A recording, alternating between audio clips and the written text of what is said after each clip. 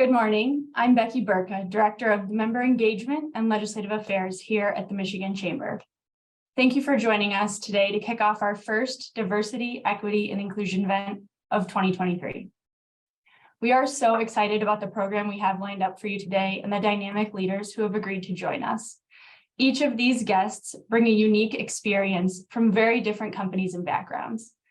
This event will take a look at some of the recent DEI trends and strategies to help employers build a stronger team and create a more inclusive and engaged workforce.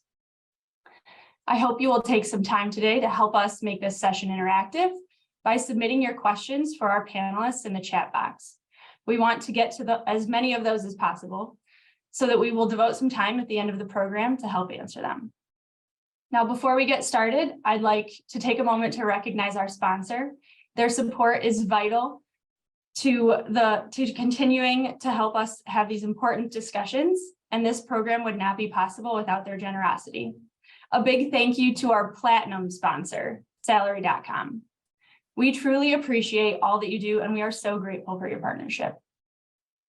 And thank you all for being here today. We have almost 400 registrants, and we know these issues are top of mind, and this is the largest DEI event the Michigan Chamber has hosted to date. Now let's get to why you're here. The very talented Rochelle Riley is our moderator today. She is an accomplished and thought-provoking author, former longtime newspaper columnist, and Michigan Journalism Hall of Fame inductee. Rochelle was one of the country's leading Black journalists, and she's now a passionate director of arts and culture for the city of Detroit. Rochelle, take it away. Thank you so very much. I'm thrilled to be here. I'm not in my usual Zoom space, which has a lot of artwork. I'm at one of our centers in Detroit. But this is such a vital discussion, and I'm so thrilled to be joined by Brett Sinclair and Amber Snow to talk about this. And what I'd like to do really is to begin with why our panelists are here so they can tell you about their expertise. So Amber, I'd like to start with you and talk about the space that you work in at your company. Thank you, Rochelle, and thanks everyone for being here. I'm truly honored to be sharing this time with you this morning. And I currently am the Director of Diversity, Equity, and Inclusion at Amway, and headquartered in Grand Rapids, Michigan. And I've been with the company a little over 11 years, and it's an honor to lead them on this journey. So Amway, like many other companies, have had kind of a long-standing journey as we ventured through kind of the different changes that diversity and inclusion have had over the last several years. And so right now we're kind of at the rebuilding stage where we've taken maybe a couple steps backwards, and now we're kind of formalizing our global strategy and really looking at some of the main things that we want to not only be known for outside, but be known for within our employees that are currently with us in many locations. So it's an honor to lead us on this journey, this multi-year journey that I don't think will ever have a destination, but I'm looking forward to sharing some, tips and things that we've done along the way and kind of what we're currently struggling with as well. Thank you so much. Brett, how about you? Oh, I think my background is a little bit more on the organic and dynamic side of things. I began my work in diversity and inclusion for the University of British Columbia back in 2010, and Canada is a beautiful and wonderful place to be. And coming back to the States, I had a hard time finding a place to be able to apply my skill sets. The first position I had the title of Equity Commissioner, and moving back into the US, where equity still meant housing finance, Equity Commissioner kind of gave people more of the feeling of I'm trying to sell houses for Batman, and didn't give me a clear way of moving forward with my work. So I went towards freelancing and consulting, and quickly learned that there's such a strong overlap between what we're trying to do here within diversity, equity, inclusion work and marketing, particularly digital and content marketing, where DEI is how do you reduce these social barriers between individuals so you can move forward in this world of social cohesion. And marketing is, well, how do you increase connection between your company and your target audience, clients, and communities to lead to some type of conversion? These toolkits are so similar and sometimes interchangeable. I used the company I created, Raven and Lotus, as a way to have this DEI and storytelling-based approach to marketing to kind of, as a roundabout way, help organizations do some of this type of work under maybe a different brand and title. It's quickly changed in 2020 when equity no longer meant housing finances for less than fortunate reasons at the national stage, and gave me the opportunity of letting Raven Lotus create this organization called Sonder DEI, which is a community action network here in Northern Michigan in the 10-county region up this way, where organizations and individuals are able to share resources to collaborate and together make social change. So I love being this intermediary bridge between groups and organizations. Thank you so much. So let's start with what DEI is and what it isn't. How is it defined in your company? And is it any different than it was 10 years ago? When you have to explain this to someone, Amber, how do you explain it? I mean, what do you use as your guiding principle to make sure people understand what it's supposed to be? Sure. Thank you for the question. How I explain it is diversity means difference. It's celebrating both our visible and invisible dimensions of diversity that we all have. And so it's not necessarily just focused on one specific group of employees, but understanding and recognizing, right, we all are different, right, and are a part of this effort, but recognizing kind of what each difference comes with, right? The things that we carry as we carry our different dimensions of diversity are just as important as understanding what those are. And so over the last few years, we transitioned from diversity and inclusion to diversity, equity, and inclusion, because we can't have truly the inclusion that we need if we don't have the equity, right? If we're not all able to meet our employees kind of where they are and provide the resources that they need in order to be successful, whatever success looks like for them, but recognizing the barriers that existed based on their differences, their dimensions of diversity, both visible and invisible. So that's really how I describe kind of diversity when we're talking about it to employees, and inclusion just meaning, right, that everyone feels like they can truly bring their full self to work and their differences are welcomed and celebrated and valued and acknowledged.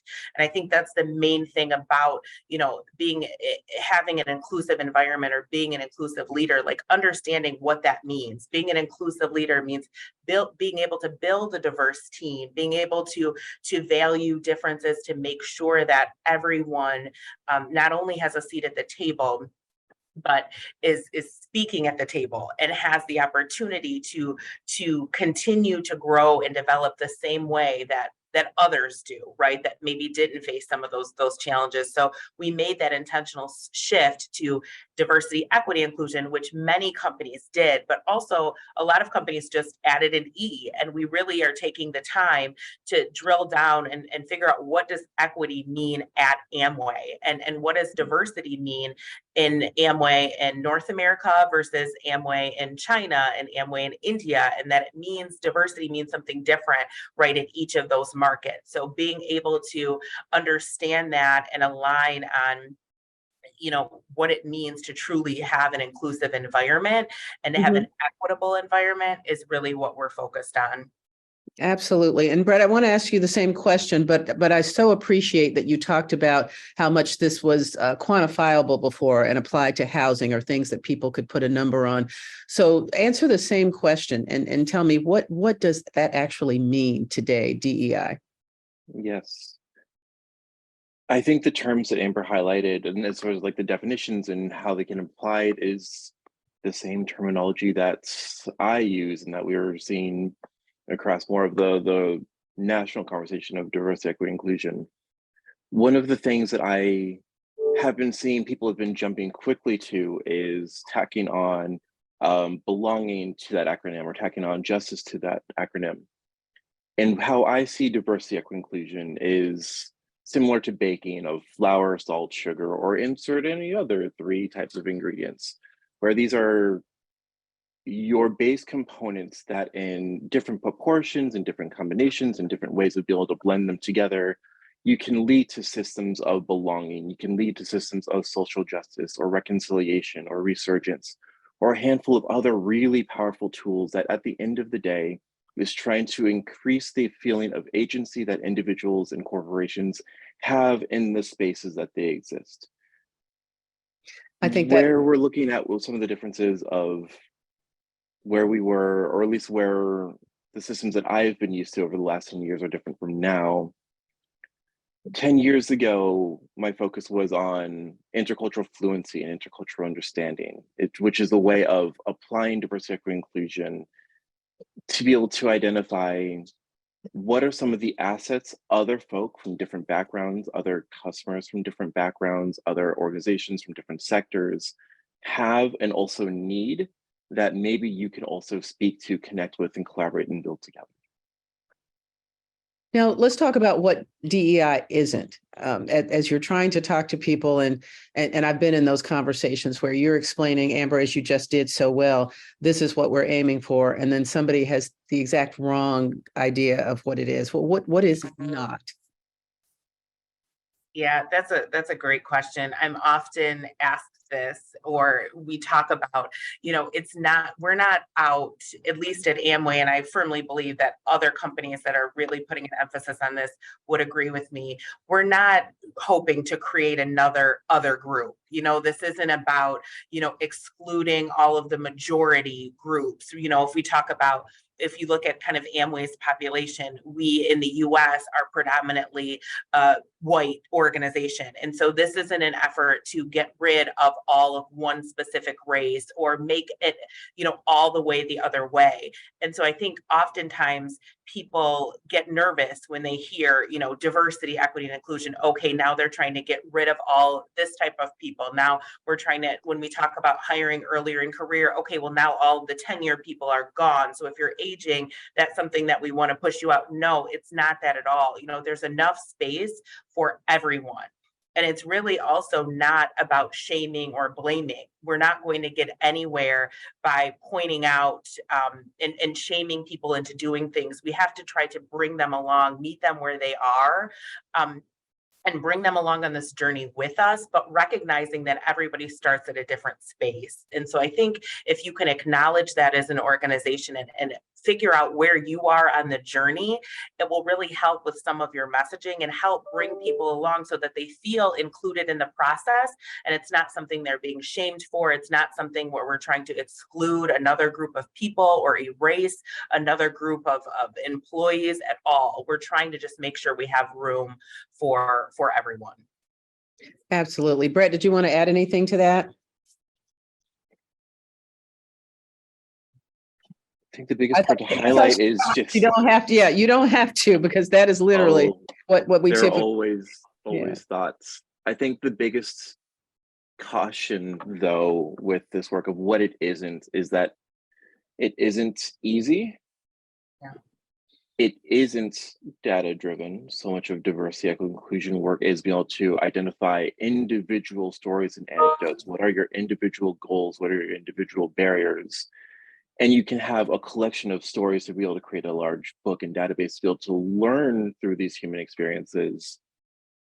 But taking a data approach to diversity, equity, inclusion often leads you misguided. Well said. So here's my next question, because this should be easy. Just like any good company does with products and services, what customers want matter. It matters. So for DEI, the customers are the employees. They're the clients, where you're trying to make sure there are effective ways for them to feel included and to feel a part of it. So what are some of the mechanisms that are effective to get employee feedback, both proactively and retroactively, to make sure that they're understanding what's going on? Why don't I start with you, Brett? The most powerful tool, not just on the marketing side of things, not just on like business development and branding and organizational structure, the most powerful tool and resource organizations have are their core values. These are your identifications of why your brand exists. What is the change you're hoping to affect in the world, in your industry, in the lives of your employees and of your customers? If you're looking at employee retention, we see time and time again that the employees that stick with the group longest and have the greatest success are the ones that are able to most identify and connect with those organizations' core values. And I know in the 90s, we pushed core values really hard, and it was easy to make a lot of not as deep sets as we could.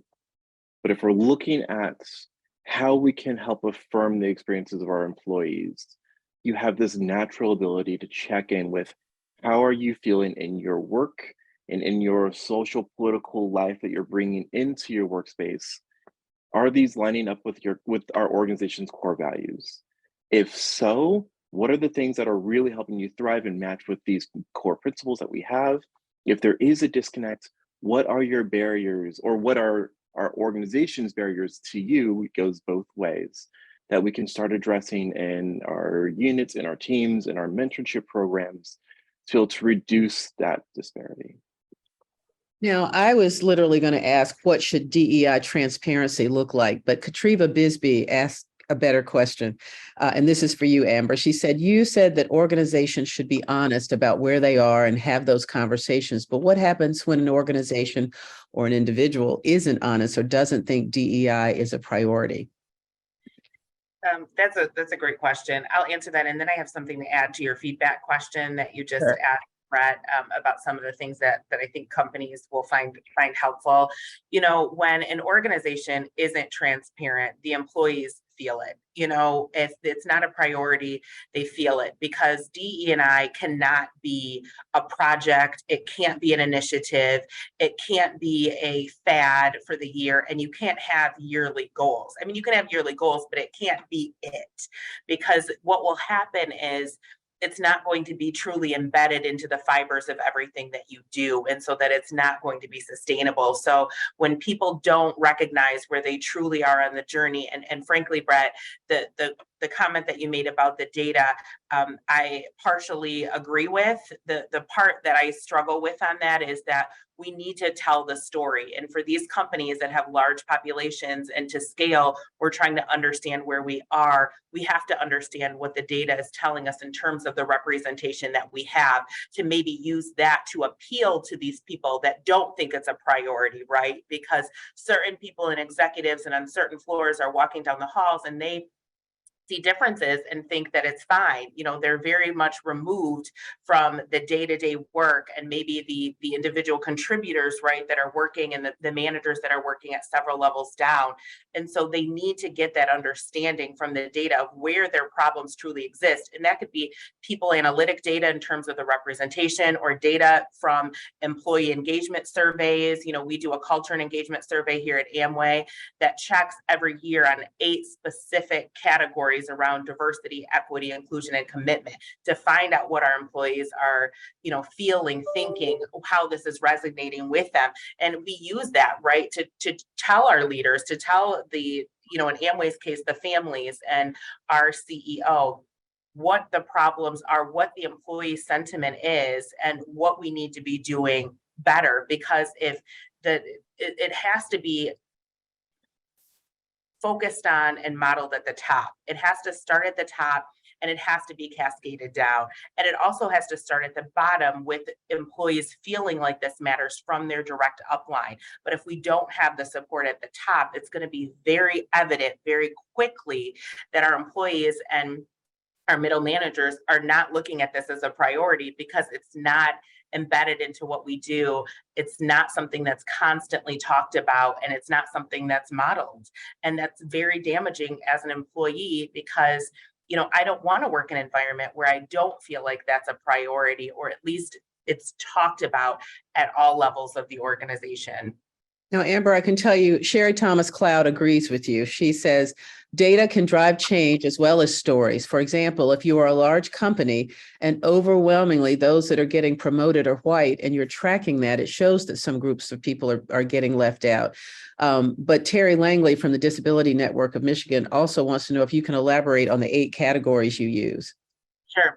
So I misspoke. I'm sorry. We actually use 4 categories, but there's 8 questions, and I can share those. It's diversity, equity, inclusion, and commitment. And commitment is the one that we really double down on, because we have to be able to pick out where we have inclusive leaders and where we don't. And when we survey kind of all of the employees, commitment is the one thing that comes up low most of the time. And it's not like commitment in terms of, I see diversity at the top of, at the highest levels of the organization. It's questions like, is my leader modeling or creating an inclusive environment where I feel like I can bring my full self to work, right? Is my leader actively building a diverse talent pipeline and a diverse team? And really we could see, right, based on, and the data, right, doesn't lie. And so it will show us where our gaps and opportunities are. And that tends to kind of match with the employee sentiment. That's what we found. Also, these 4 categories or these 8 questions that I don't have any problem sharing, we also have to make sure they resonate with all of our markets. So if you're in a global company and you're putting out a survey to all employees, we have to make sure that the language that we use, the words that we use, are able to be not only interpreted in other markets, but they resonate with the challenges that they're dealing with. But commitment and inclusion is really universal across all of our markets. And Brett, I want to come back to you now, because one of the things that we don't want DEI to do is to look like tokenism, or to look like something that you're doing as an extracurricular activity, just to say you did it. So what are some actionable, and this is from Ashley Beasley, what are some actionable changes you can make to make your workspace and your company more inclusive?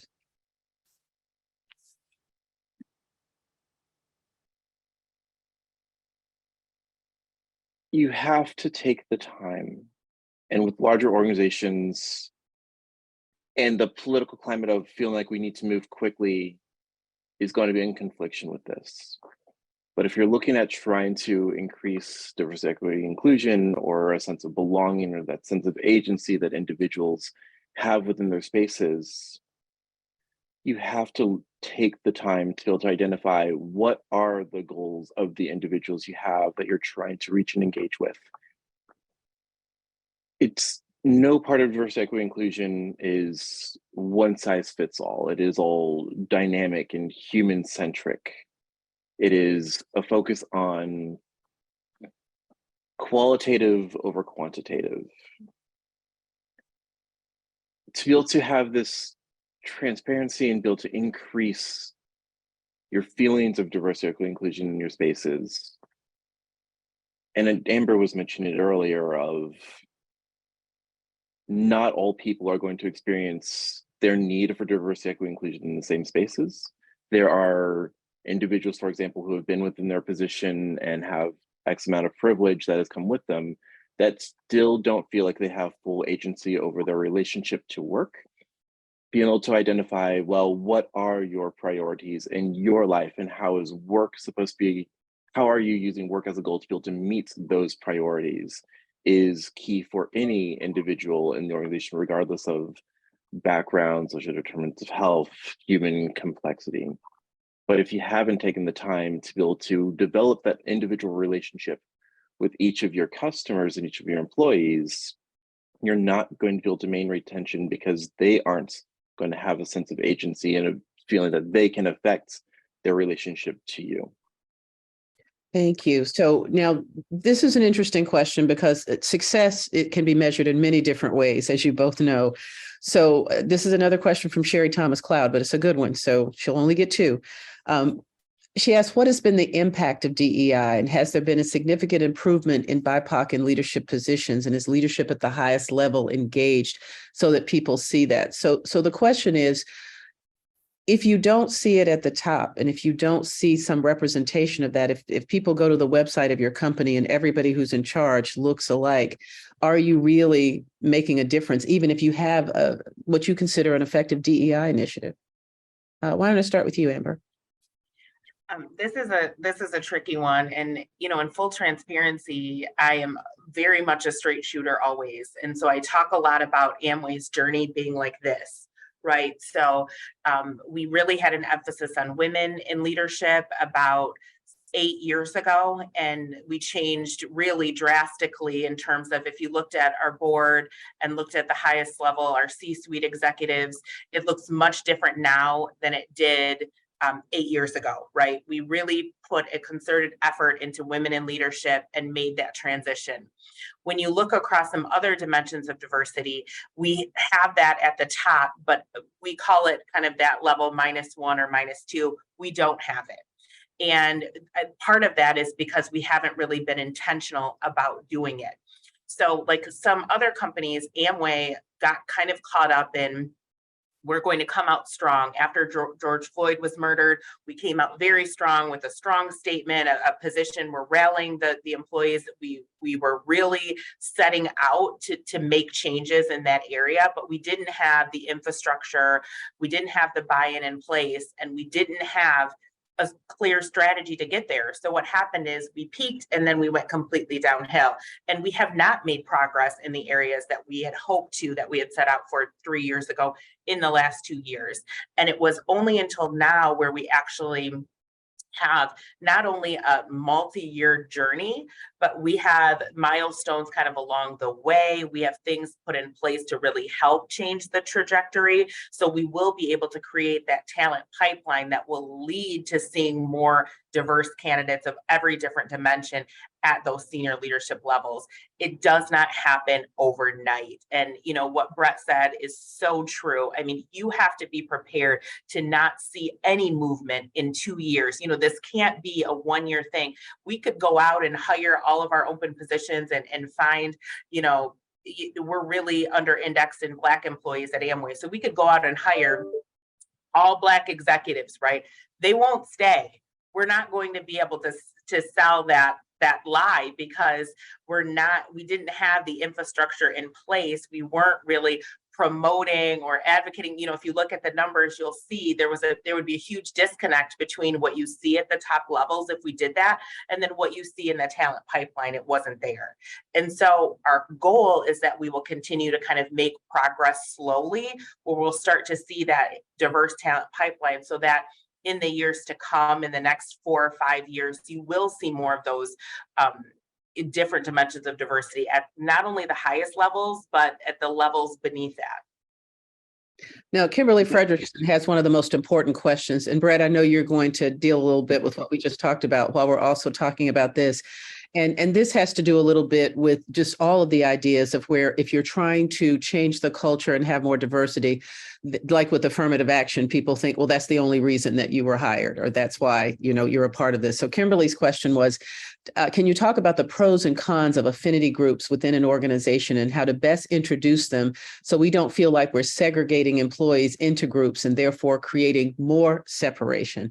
So Brett, I want to start with you, because this is always so important. No matter how you look at a way to make people feel more included, if they're included in groups, there's still some segregation. So talk a little bit about that. Oh, geez, there's some mixed and in the field, some conflicting information and data around it. But I think what Amber was speaking to, of looking at your pipeline and realizing that your pipeline is going to take a long time, is a huge factor to it. Unfortunately, one of our most used tools in our hiring processes is also one of our biggest barriers to be able to diversify our organizations. We're looking at the national trends.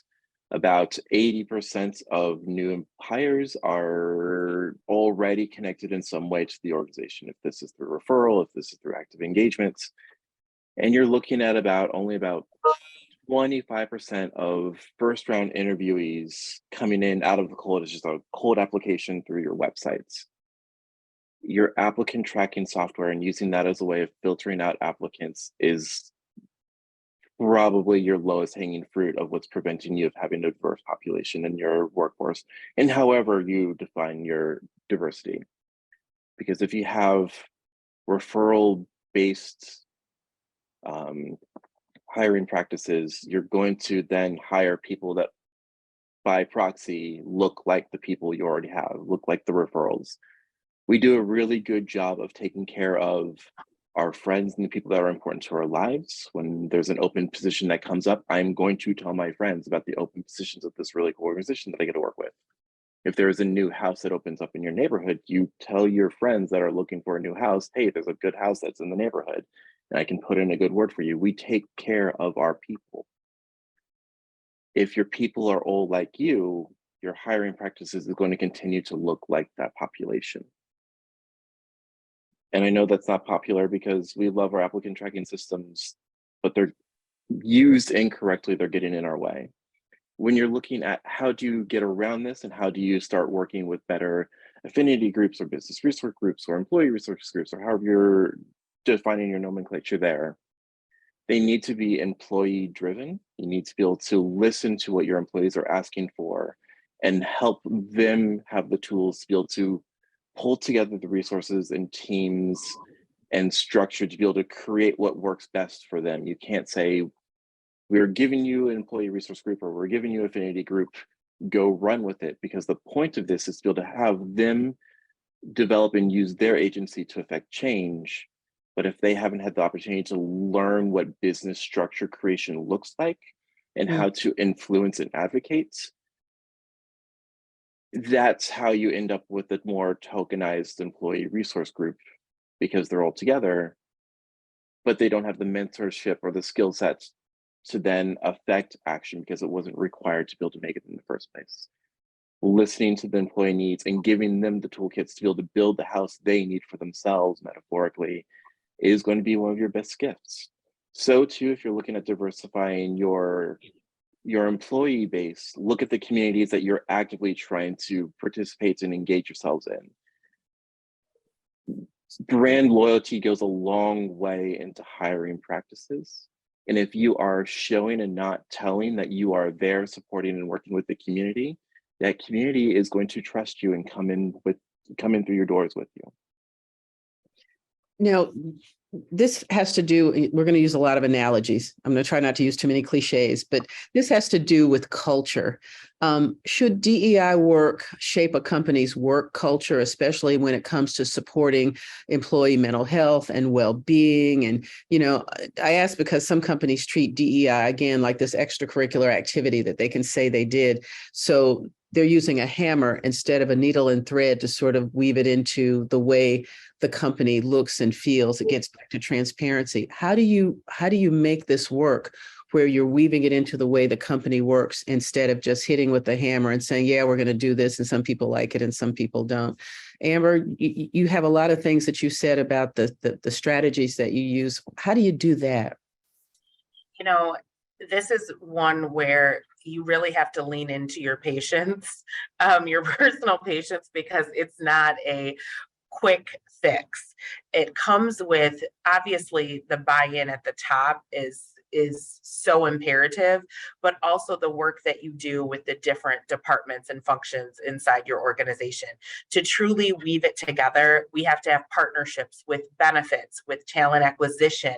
We have to have accountability measures in place to really weave it into the fabric of everything that we do, so it's not something separate. So when we talk about mental health, DEI is working with benefits to make sure that we're considering, or they're considering, right, the different dimensions of diversity and our current population, and how we make sure that we're providing the best mental health benefits or any benefits to meet the needs of all employees. And that's really easier said than done. We work with many different departments within HR and outside of HR to truly make sure that it's embedded into what we're doing, that we're looking through everything with that DEI lens, from benefits, from pay equity with compensation, to talent acquisition, to even customer service, right? To make sure that it's truly woven together, because that's the only way that it's really going to stick. Or you're going to have various different initiatives pop up all over the place that have a relatively kind of quick impact, but as quick as they're impactful, they're not anymore, because the time period is over. It's not really anything that's really embedded into the culture. And people are culture. At least that's the way that I interpret it. And so when we talk about DE&I, it is part of the culture. It is the culture. And so the quicker that leadership and can get on board with understanding, right, the uniqueness of the people and the needs, and truly making sure that when you say you're focused on DE&I, what that means is that it's embedded into everything that you do. That's really the only way that I don't speak for the culture, I just speak for myself, that I think that that's sustainable long-term behavior change that leads to those results. Brett, I want you to answer that question as well, but also to include this from Misty Stanton, which is literally one of the most important things that we have to deal with. How do you stay motivated to impact the work around DEI when some state governors are planning to defund and some DEI programs are ending in some certain spaces? I mean, just when you think, you're making some progress, then all of a sudden there's a hammer the other way.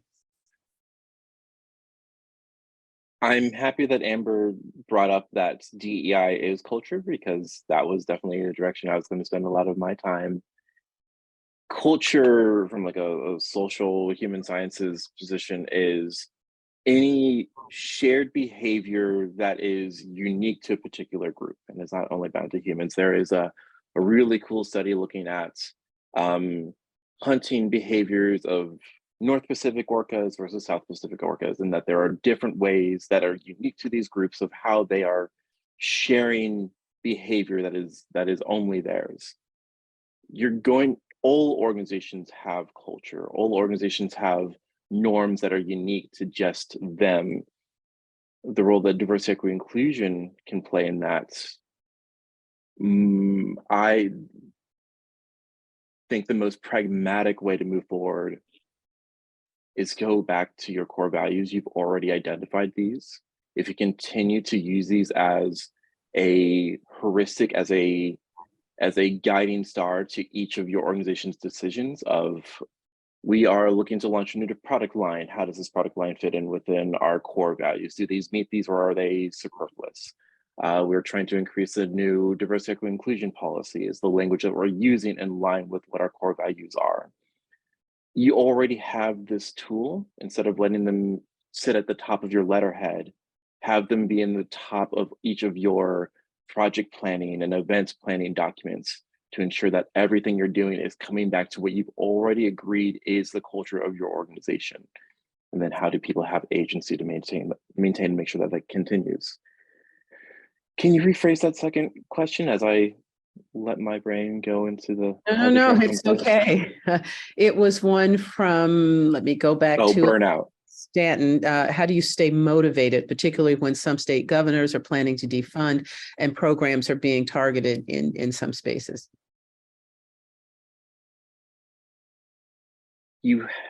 Intrinsic motivation is the key. If you're looking for an external way of feeling rewarded, if you're getting your dopamine, endorphin, and serotonin boost through outside actions that are what you're observing and not necessarily what you are doing for yourself within this work, you're going to burn out.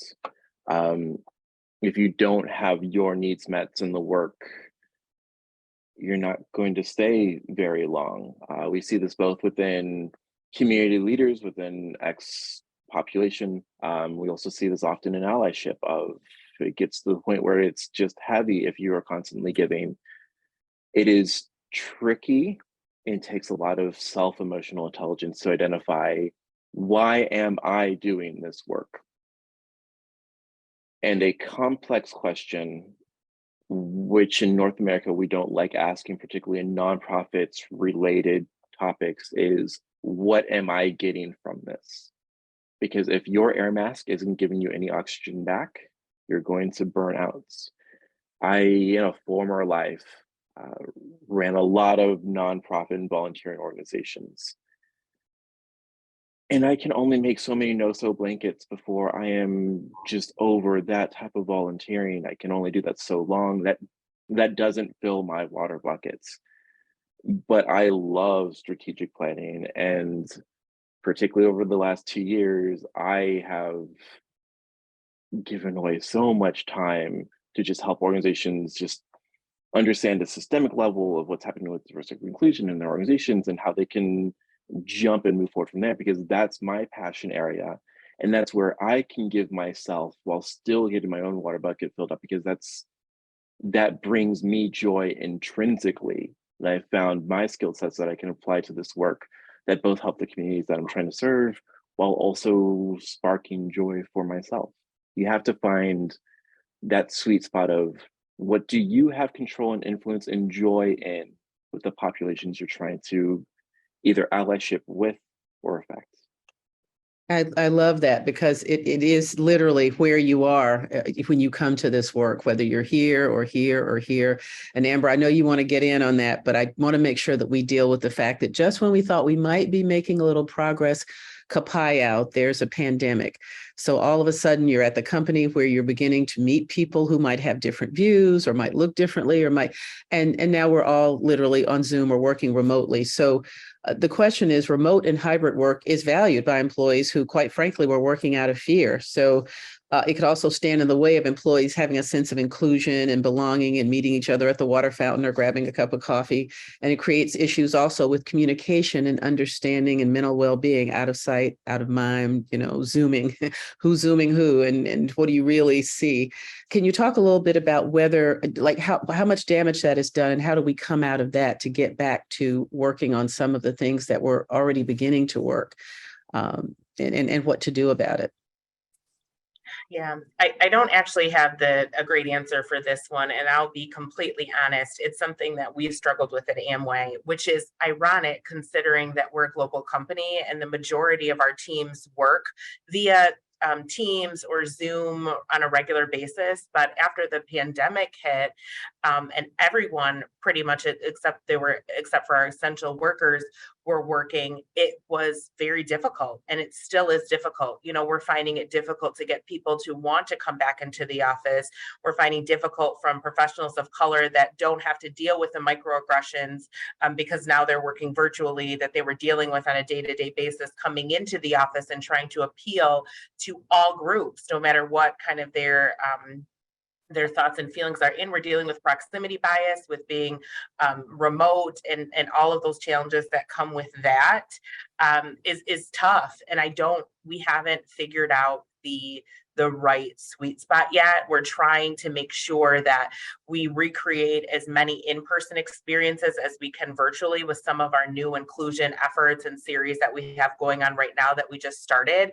And that was really a way to bring together employees and leaders into a safe space and some really solid time just focusing on questions, reacting to an inclusion video, going through like a training seminar or a podcast together, whether it be virtually together or in person together. And that was a way that we were trying to bring the emphasis back on inclusion and well-being and belongingness back into the workplace. But we haven't figured it out by far, at all. So we're still in that kind of stage of trial and error.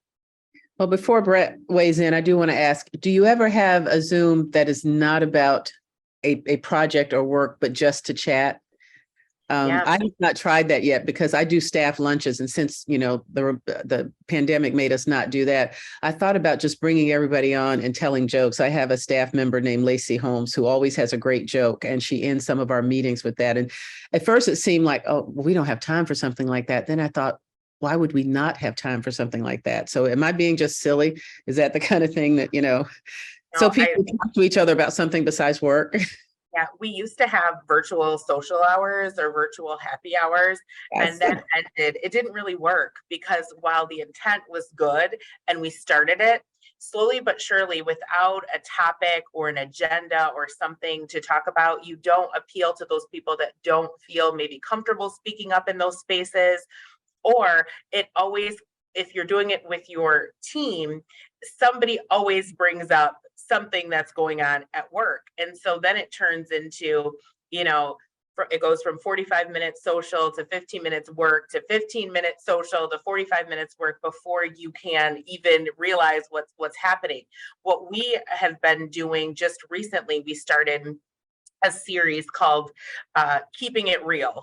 And we have 3 different seasons, and it's like, let's get real about busting bias. Let's get real about what DEI means. And we have an all-employee session where it's more around skill building and understanding. We have a leader session, and then we have what we call is a roundtable. And that's when we bring the leaders and their teams together. We give them set questions ahead of time to prepare.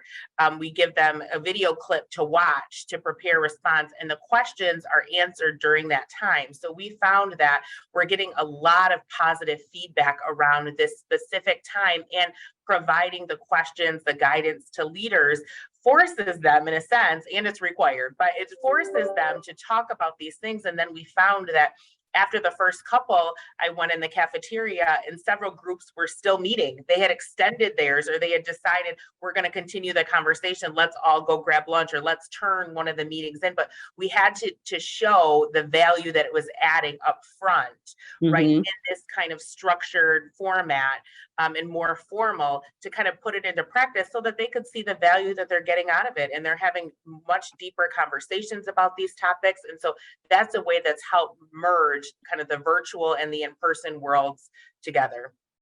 Well, I know I'm going to butcher her name, but Laurel Tilo Jazowski said they also had things like happy hours and virtual events, but the issue was Zoom burnout. Folks were just tired of being on camera all the time. And I could absolutely see that. And Sarabjo Kaur said it wouldn't be possible if you have employees who are not tech savvy people. So it's a good idea for management teams, but everybody might not be included. And then Therese Labens said that one company she worked for had a social happy hour, and the meetings were centered around common interests: food, travel, books, or film, current events. Now that might work because you have to talk about what the topic is. So thanks, Therese, for that one. But I want to get back to a really important question, and it was asked by two different people, Dennis Looney, and if this is wrong, I'm so sorry, Sarabjo Kaur. What would be, okay, so this is like, I was trying to find the first company that did DEI, like, okay, I went to the Google, and like somebody will get credit for trying it first. It's been so long now, I couldn't find it, but what would be, this is the question, what would be the practical best approach for bringing DEI into a large scale company? And then Dennis said, what are the first steps you should take to have your company begin to implement a DEI program to create a culture change? Because there are still companies who don't have anything. So what is that first step? And I want to start with you, Brett. Like if you're really like taking somebody back to the very beginning, and this is a way to start. So there are 10 benchmarks as you're looking at like how you're trying to institute a culture of belonging or diversity, equity, inclusion work into your organization, and I am making sure that I have all of them in order. Okay.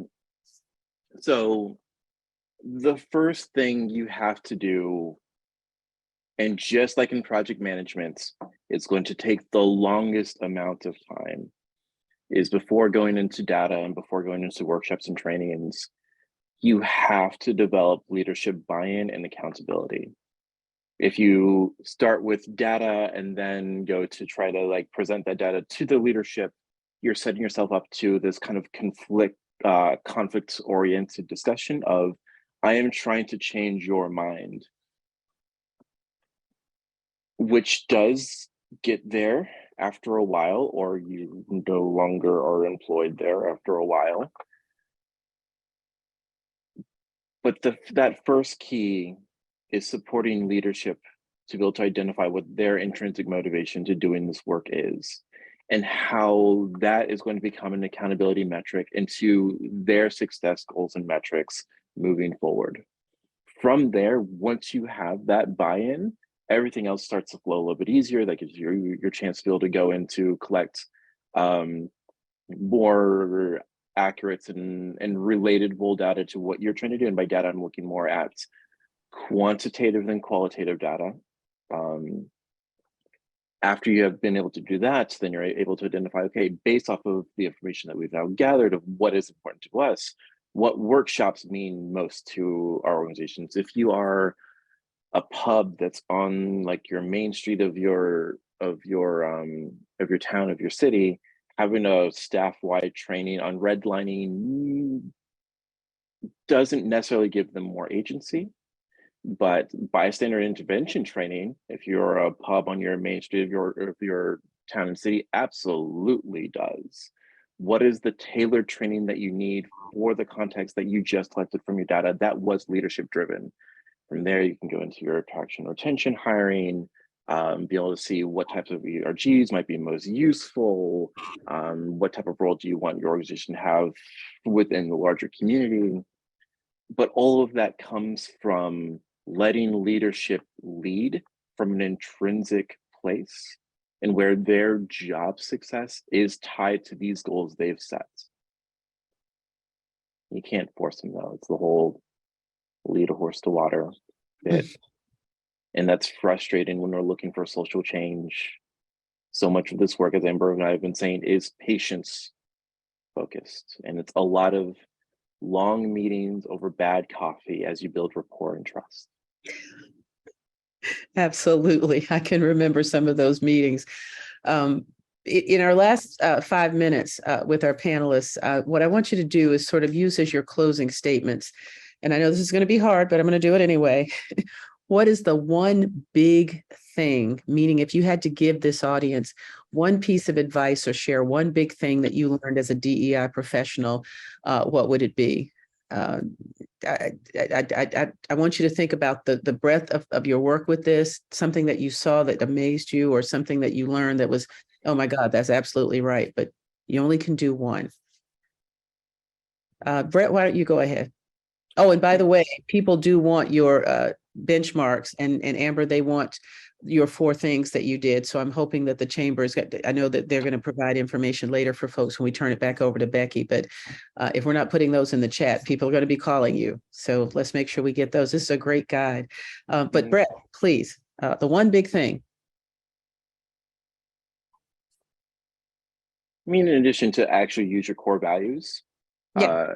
Intercultural fluency is, I think, the next big thing to keep your mind on. So social fluency and social capital is, are you aware of what you need and what you can affect? You only have that data based off of your experiences and like the people just directly adjacent to you. Intercultural fluency is, what are the needs and experiences and goals of people outside of that circle, outside of your own individual circle. You can look at this as an interpersonal level. You can also look at this as the business level of what is my organization currently doing within my sector? How can I start learning from and interacting from other organizations, other groups that are outside of my already existing area of control? If I am a glass manufacturing organization, how can I start plugging in with the arts and culture community? Because that might open up the door of, oh, we already have all the tools to be able to make raw stained glass. This is a huge need in this particular area. Maybe we can start expanding in that way. At the cultural level too, being able to just learn new experiences from other people from that you don't directly have is going to make you more wise and give you more opportunities to learn how you can connect with more folk so that you're growing and also becoming more relevant. Well said. And thank you for that, because I can remember when Blue Cross Blue Shield did this initiative for cultural competency. And I thought that was so cool, because what they did was made sure that they were talking to their executives and their employees about learning more about, different people, different things. And I thought it was a big deal. But Amber, your big thing, your one big piece of advice for our audience. So I agree with Brett. That's very important to keep on the learning journey. My one big piece of advice that I oftentimes give myself is not only give myself or have patience, but give yourself grace and recognize that this is a multi-year journey. It's a multi-year approach that you have to take, but set little milestones along the way to celebrate those successes, because it will help with the burnout. It will help with, feeling like you're not making progress if you're just looking at this big goal that's 5 years away to increase this representation, and you have nothing along the way to check in and make sure you're on the right track to reaffirm the work that you've been doing. So that would be my one thing. And I also just wanted to add on to this question around burnout. I found that this work is not only some of the most difficult work, if not the most difficult work I've ever done in my life, but it's also very lonely. And there's things that we see in this function and see on a day-to-day that we can't share, that are really the sausage making, the disappointments that we can't share, what we're hearing from the very top that the individual contributors and leaders will never know.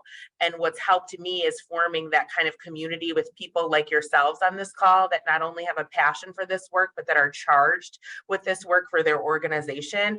And as much as you can get together with, even if it's just a couple of people that you hit it off with, and keep that circle close with people that are dealing with the same things that are inside your company, it will really be the difference, I think, in kind of having that shoulder and facing some of that burnout, and then constant communication with your leadership. If the priorities change, then your expectations need to change. And I think one of the biggest things with burnouts is we're having unrealistic expectations, or the expectations, the North Star has changed and we don't know. And so we're still trucking along thinking that it's still a priority, and something has changed and shifted.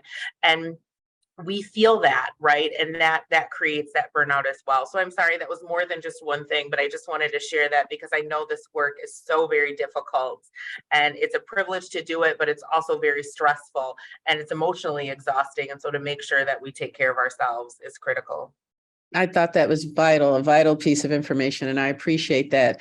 On behalf of the Michigan Chamber of Commerce, you've been joined by Brett Sinclair and Amber Snow to talk about the very important work of DEI. And I thank Brett Sinclair for putting his benchmarks that people asked for, the 10 benchmarks into. He said, sorry, I need the red lines of spell check, but they're in the chat. And also the chamber is going to make sure to follow up with folks who needed to get more information. And we won't be able to get to Stacy's questions, but she wanted to know if you guys can be hired to help with some of this information, and she can just get in touch with you on her own and find out, use the Google. I'm now going to turn it back over to Becky Burtka. I'm Rochelle Riley. I left the newsroom, but I remain a writer by trade, warrior by necessity. And you can find out more about me at RochelleRiley.com. So thanks again to the chamber, and Becky, take it away.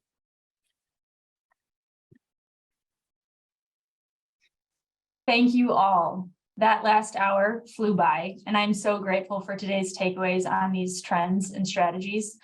But again, this event would not have been possible without the support of our sponsor, our platinum sponsor, Salary.com. They made this panel possible today. But also a final thank you for the great panelists and very talented moderator. What an excellent variety of perspectives and experiences we all heard about today. To learn more about Amber, Brett, and Rochelle, you can visit our Michigan Chamber website under our DE&I series page. All of their information is there for everyone. So many of you attending today are proud members of the Michigan Chamber, and for that, I say thank you. Our members are why we exist and why we are able to do what we do. The Michigan Chamber has one mission: to help Michigan businesses succeed and build a stronger Michigan for everyone. If you are interested in joining and becoming part of our membership community, please reach out anytime, or you can also learn more on our website, michamber.com. But finally, one more thank you for everyone who participated and attended today. The chat box was full. We want to hear from you, so please also keep out an eye for an emailed survey and take a moment to share your feedback. That helps us enhance our programming, and it matters a lot to us. So thank you again, and everyone have a great day.